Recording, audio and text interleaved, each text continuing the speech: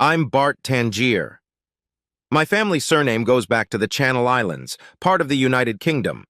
As this makes clear, I do not belong to a culture where arranged marriages are the norm. In fact, the culture I come from does not favor them at all. My parents, however, are the exception to the rule, although in the United States as a whole, arranged marriages are about as common as snake legs.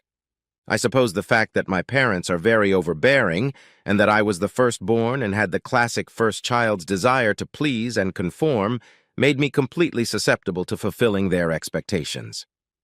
My younger brother and sister were rebellious, but their attitude, on the contrary, made me more eager to please my parents. To make a long story short, my parents decided that it would be wonderful if I married Marina Garth, the eldest daughter of my father's business partner, Vermeer Garth. The Garth family name originated in Surrey, also in the UK, where, again, arranged marriages were almost unheard of. My father and Vermeer had a very successful business called Nemesis Limited, and everyone expected me to take it over someday. Vermeer had 3 daughters and no sons, and none of his daughters were interested in the business in the slightest, and Vermeer constantly referred to me as a really good boy throughout my life, so his expectations of me were the same as my father's. I took all of my college courses and excelled in them, which gave me the background to take over Nemesis LLC. A complete lack of grit of character allowed my parents and the Garths to force me to marry Marina. Marina was not ugly, obese, obnoxious, stupid, pretentious, mean, or cruel. Rather, she was just plain non-existent. I never had a sexual attraction to Marina, and I believed, and it was confirmed, that Marina may have had the lowest libido of anyone who wasn't a nun or eunuch in the entire United States. What she did have in abundance was an even greater desire to please her parents than I had.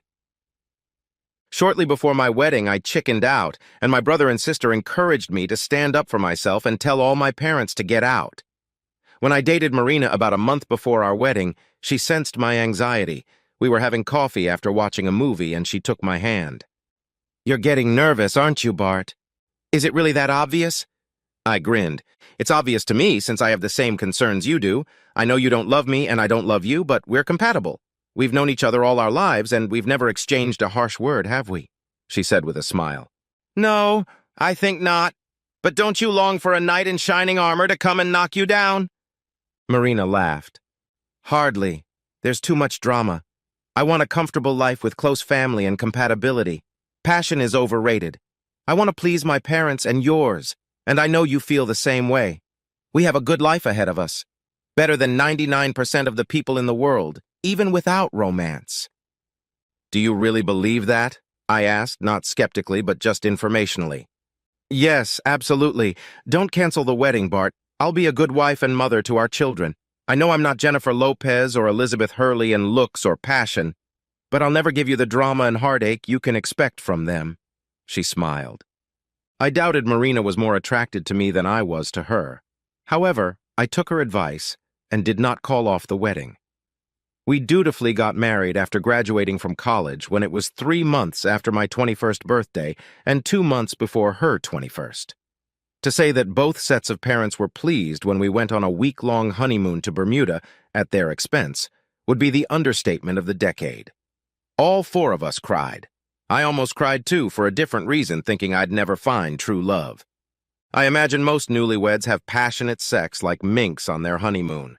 Although Marina and I had sex 3 times on our honeymoon, it was more of a biological function than lust, and certainly not love. There may have been a drop of passion, but no more. Even though we had known each other all our lives, in light of our new relationship, we learned a lot more about each other. Nothing wrong with that. Mostly just boring. Although I didn't have much experience, it was clear that Marina was a bad lover. Despite this, she did have one virtue, that she was actually fertile, and I must have been too. Marina was not in the fertile part of her cycle during our honeymoon, so she delayed taking birth control until she returned from Bermuda. Nevertheless, she did get pregnant during our honeymoon. She went on to have a 2nd and 3rd child by the time we had been married only 3.5 years, despite our infrequent sex. We decided 3 was enough, and since she seemed to get pregnant about 1 out of every 5 times we slept together, we arranged to have her tubes tied after the 3rd. So, although I hadn't yet turned 25, I had a wife and 3 kids. Fortunately, Marina was a good mother, a homebody. Except for the fact that as far as affection was concerned, we were more like cousins than husband and wife. Marina was a good wife.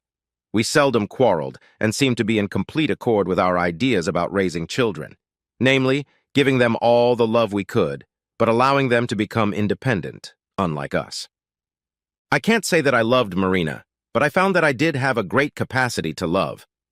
I loved my children deeply and unconditionally.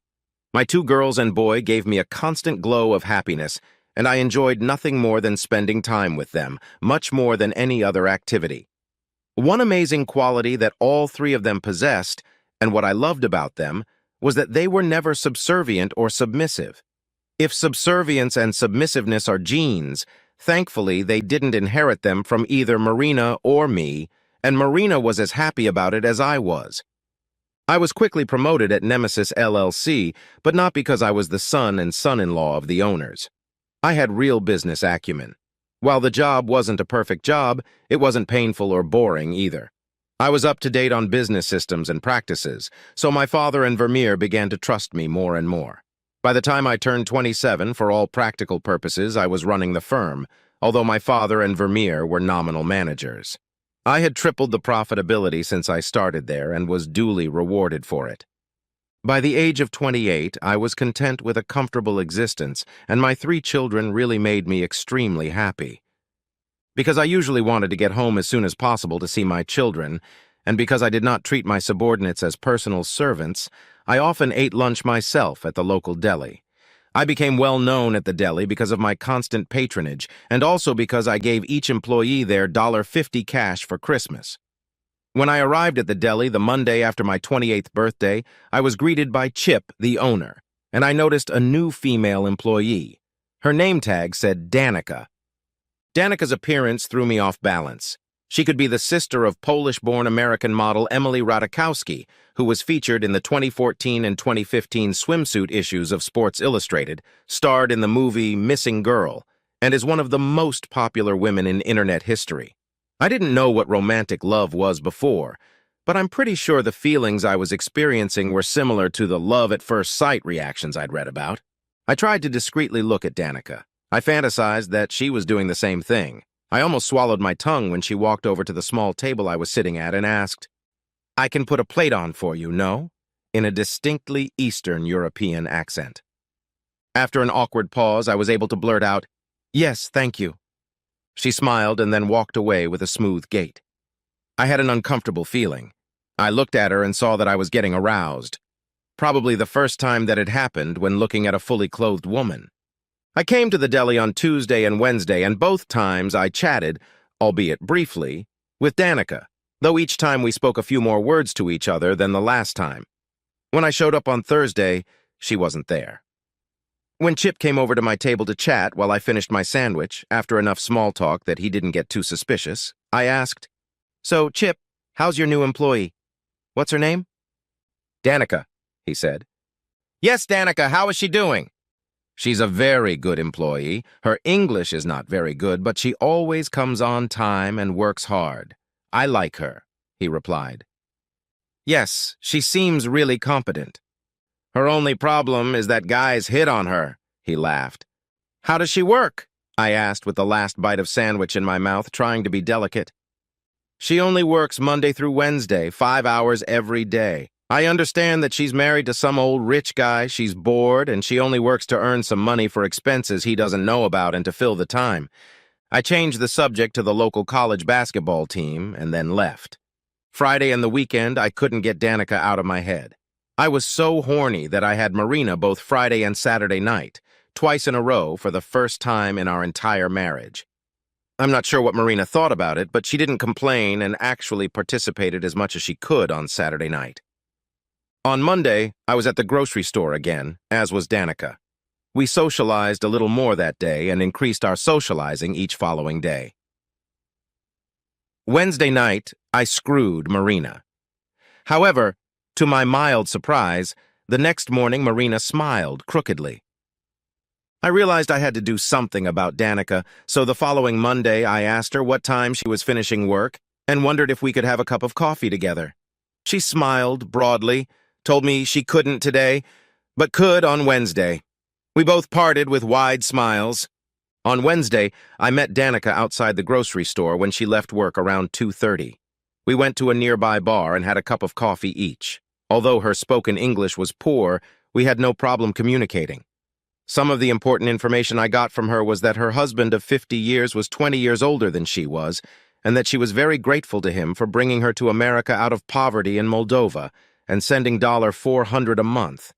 A fortune considering that the average per capita income in Moldova is $3,000 a year, to her parents and brother.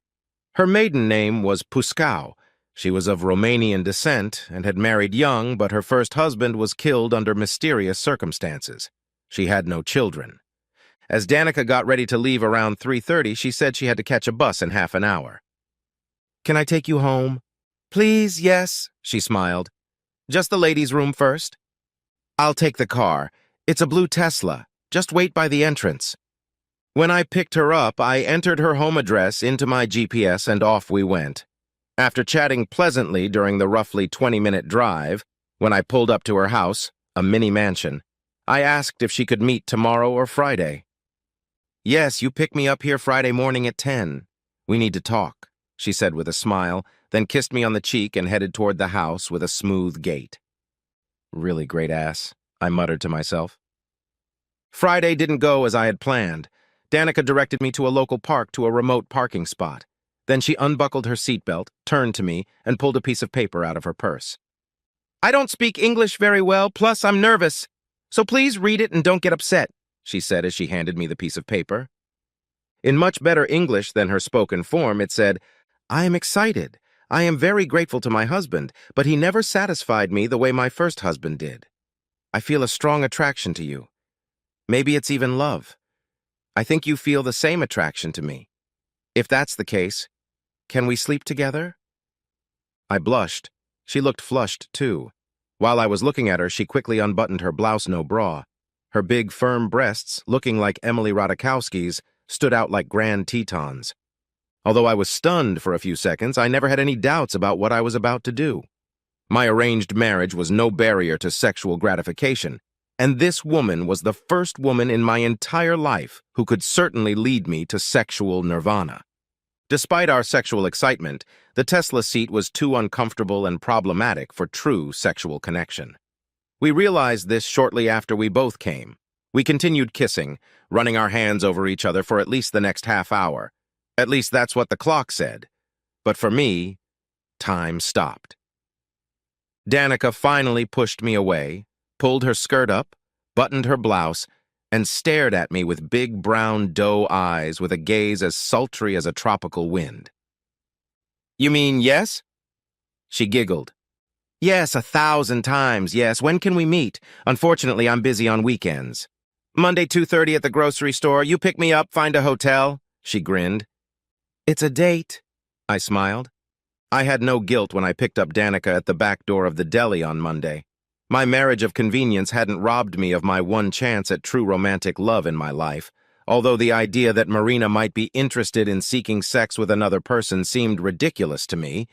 Deep down, I knew I would have no problem if she did, as long as it was love. I couldn't give up the experience of love myself. Danica blossomed into a smile when I took her in my arms, and she jumped up and down like a child, babbling in 2/3 English and 1/3 Romanian, which I didn't understand, of course, as we drove to a nice hotel far enough away from my office and home that there would be no problem. Just in case, I checked in alone and just left a piece of paper with my room number on the lobby desk where she could easily see me leaving it. 5 minutes later, she knocked lightly on the door. We were as hungry panthers. We stripped each other and were in a passionate embrace within 90 seconds of her crossing the threshold. My experience had been limited to 2 other women before Marina, and neither had experienced multiple finishes. This was a new pleasure for me, and I enjoyed it so much before I pounced on her. I don't know what the opposite of a blow-up doll is, maybe a tiger, but whatever it was Danica. She was going up as hard as I was going in and out. Given the diligence of our actions, it didn't take long before I delivered what felt like the biggest load I'd ever delivered in my life. When we came to, we smiled at each other, talking on pillows and playing with each other's equipment. I'd never had a woman ride me in a horsewoman style before. She had either practiced it a lot with her first husband, or it was in her nature, because it only took her a few minutes to bounce up and down. By the time we both came to our senses, it was already 4:30, and we both had to go.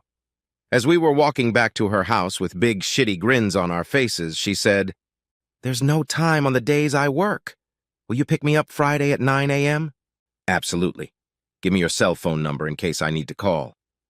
"I don't have a cell phone," she replied with a shrug. "I'll give you one on Wednesday," I smiled. I gave Danica a prepaid cell phone on Wednesday when I stopped by the grocery store for lunch. She was familiar with cell phones and didn't need any instructions. While we exchanged smiles on both Tuesday and Wednesday, we tried not to look at each other too much or interact. Friday was the best day of my life. With our need to empty each other urgently, we took our time. I made love for the first time in my life. I couldn't believe that the emotional satisfaction of the act was even more complete than the physical part. Hard to imagine, considering how physically exhaustive it was. We made love, had pillow talk, played with each other before we parted ways at 1 p.m. For 2 months after my love-at-first-sight affair with Danica, I considered myself the luckiest man in the world. I realized that before Danica, I had an underlying resentment towards Marina and my parents related to the arranged marriage. That resentment dissipated within a month. I had a perfectly happy family life, a successful, albeit not exciting, business life, and true love all at the same time. My sexual experience with Danica was beyond my wildest dreams. Consciously or not, we seemed to have tried every realistic position in the Kama Sutra.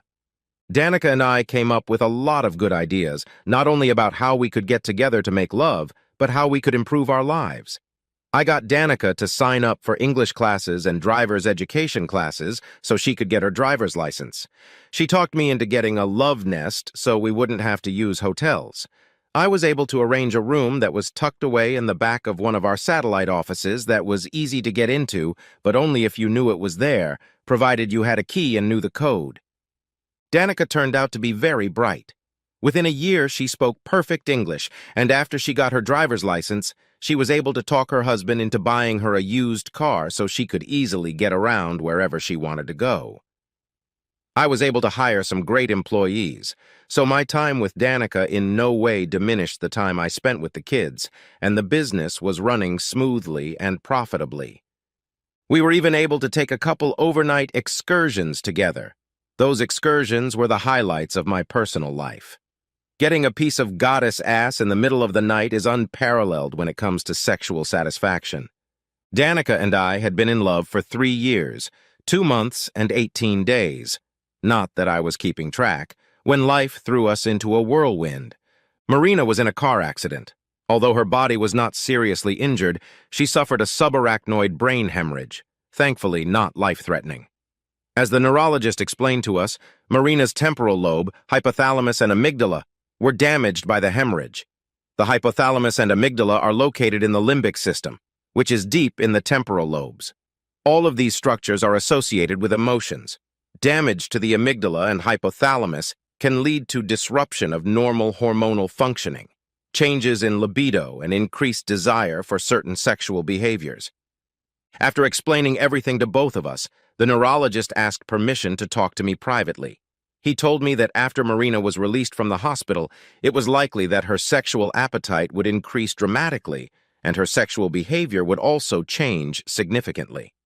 He said that there was a possibility that this could cause serious problems if I couldn't meet her needs, although he could prescribe a medication that would prevent her from engaging in destructive sexual behavior. To say I was stunned would be a gross understatement. I asked a lot of questions, got the answers he could give, got a list of technical articles on the subject, and a 2-year supply of the right medication. Danica was very understanding during this time, and while Marina was in the hospital and the first 2 weeks at home, we only had one date. After Marina had been home for 2 weeks and we no longer needed a day caregiver for her, the doctor recognized that she was in good shape. When I got home from work on Friday afternoon, I wasn't greeted by 3 happy children as usual. Marina met me at the door in a silky short robe and 4-inch heels. I didn't even know she had a short robe or 4-inch heels. After I kissed her on the lips, I asked, "Where are the kids?" "They're bouncing between your and my parents' houses this weekend with grandparents instructed not to spoil them too much," she said with a devilish grin. "Oh, why?" I started to say before she captured a scalding hot kiss on my lips, the kind of kiss that was way beyond her usual level of passion. When we were finally able to breathe, she led me into the living room where the curtains were suddenly drawn and pushed me onto the couch. Marina threw off her robe, revealing her naked body underneath. "I've been waiting all day for you to come home, stud. I'm horny as hell," she whispered seductively as she leaned over, resting her breasts against my face, and undid my belt and then my zipper. I didn't realize she had words like stud, horny, or damn in her vocabulary. With my unconscious help, she quickly removed my pants and boxers. Although she didn't really have any technique, the fact that she did it made me horny almost instantly. It was the first non-missionary sex she and I had ever had. Not a single thought of Danica crossed my mind while I slept with Marina. Marina stood up, pushed me down on the couch so that I was lying flat, and then collapsed on top of me. She kissed me, murmuring, "Thank you for this." Did I hear that right? Was this really Marina or some cyborg-like thing set upon me by some alien to steal my life essence? I pinched her to make sure. "Don't pinch," Marina, or the cyborg, said, and I complied. If it was a cyborg, it was a cyborg with real breasts and moans. When we finally dealt with all the subterranean jolts, a naked Marina fed me a little dinner. "So that the blood would go to the right place rather than your stomach." She sat on my bare lap while we ate, and occasionally fed me a salad while I did the same for her. After dinner, she laughed when I sucked up to her from behind while she cleaned up the dishes.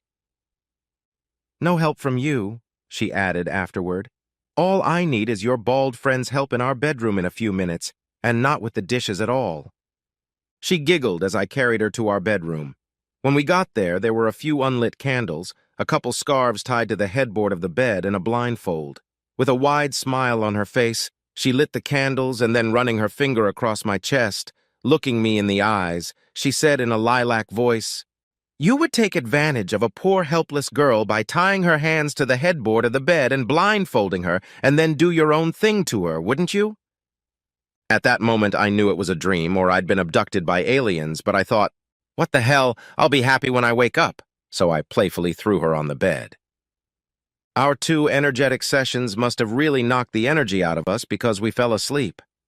Long story short, by the time the grandparents brought our kids back Sunday night after dinner, my vision was blurred from sexual overload. I really have no idea how many orgasms each of us had. She certainly had more than I did. And I don't remember how many hours we spent in each other's arms or just caressing. I do know that there was more passion, tenderness, and body contact that weekend than in any 2 years of our married life combined. When Marina and I had another session of hot intercourse on Monday night, I knew I was at a crossroads. There was no way in hell I could satisfy both Danica and the new Marina. In my mind, I made a comparison. Danica was definitely prettier than Marina, and I loved her. However, there was never any realistic chance that we could be together for the long haul.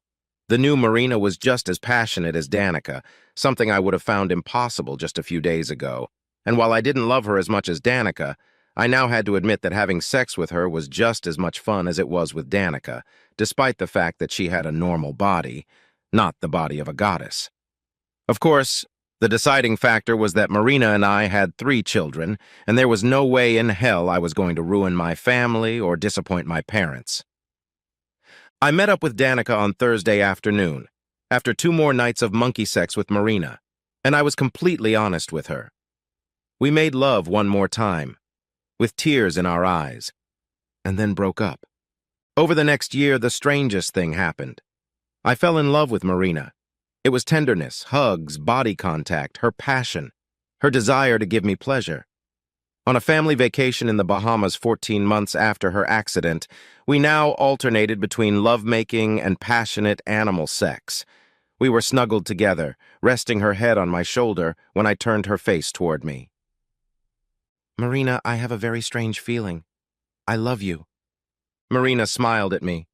"I know it, even though you've never said it before. And you know what? I love you too." A strange idea occurred to me.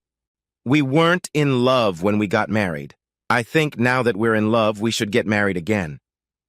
"You mean a rededication ceremony?" "No. I want all traces of our arranged marriage to disappear. We start from scratch as a really, truly committed couple, honoring all of our vows, not just to please our parents. We're getting divorced and then remarried," I replied.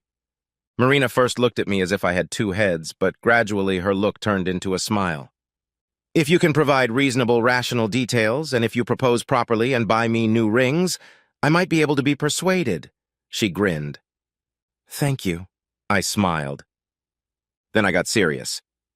"There's one thing I have to tell you, something before I fell in love with you, one of the reasons I want to end our arranged marriage and start over. You were having an affair with Danica," she blurted out. A small tear appeared in one eye. I was stunned. We had been so careful. How? Stammering, I muttered before she put me out of my misery. "You called her by her name a few times when you were doing it with me, when I was more of a blow-up doll than a sexual being. It's an unusual name. It was easy to recognize who she was. I was just coming back from getting my first look at her when I had my accident. I knew I couldn't compete with her in attractiveness and sex. I didn't think you would leave me, but I didn't think I could ever make you happy.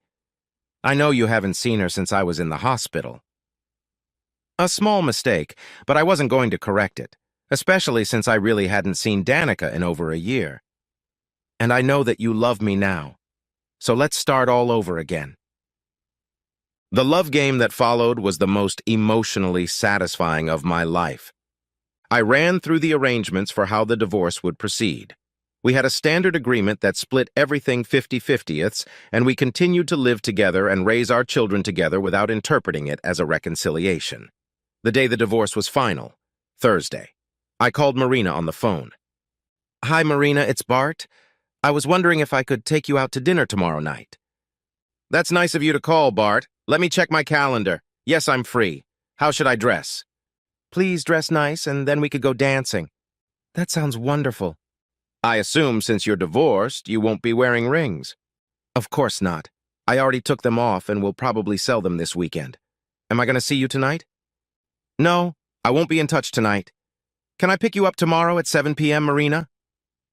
"I'll be waiting." Marina grinned and disconnected. I rang the doorbell on Friday night. "Why are you ringing the doorbell?" my youngest asked, opening it. "Why? Because I would like to ask your mom out, that's why." "Is she here?" I asked with a smile. She laughed and then shouted, "Mom, Dad's acting weird. Come down the stairs." Our regular babysitter arrived just then and asked, "Why are you waiting on the porch, Mr. Tangier?" "I have a date with Miss Tangier," I replied calmly. She looked at me strangely, raised her eyebrows, and said, "Okay, I guess." Marina came downstairs a few minutes later. She looked really good. The makeup she'd gotten shortly after she was discharged from the hospital and her workouts 5 days a week at the health club were really having a big impact not only on her appearance, but also on her confidence. "Bart, didn't anyone invite you in?" she asked, suppressing a smile.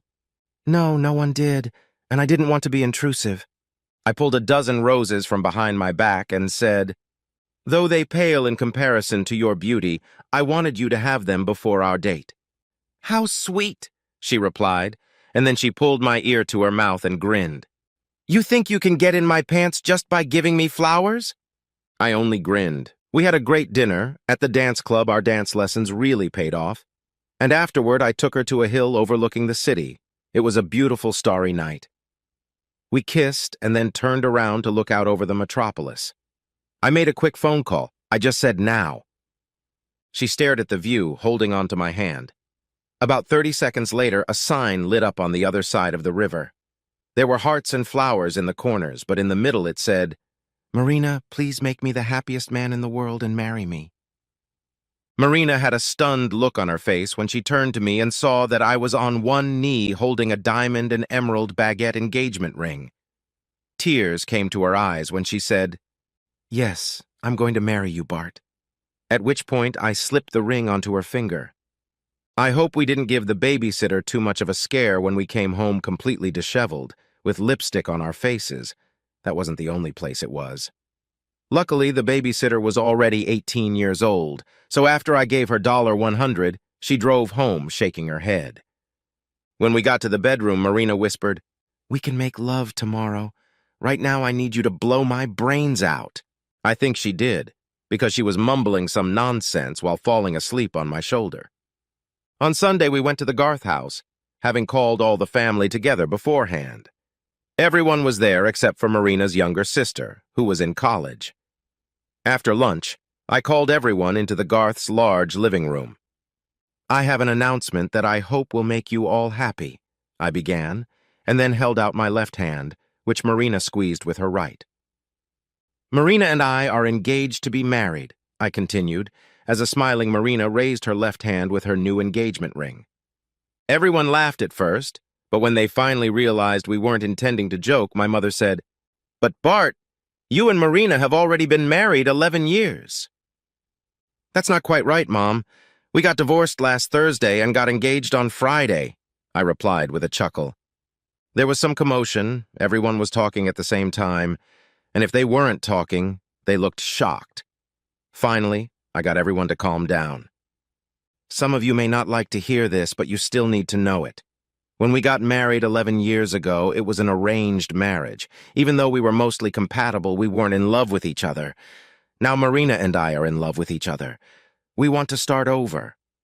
This time, family pressure and convenience will not be the reason we get married. There will only be love." Marina and I kissed at this point. "And by the way, the wedding is in a month. And though it may be scandalous, we will live together until then." Although my parents were a little anxious, but when they talked to us and realized how joyful Marina and I were, everyone seemed happy. Although our second wedding wasn't as lavish as the first, and although the guests were basically just family members, we did everything right. In addition, we went on our second honeymoon. Unlike our first honeymoon, afterward we both walked around on crooked legs with chapped lips. In the years that followed, I discovered that being in love with my wife and children was heaven on earth.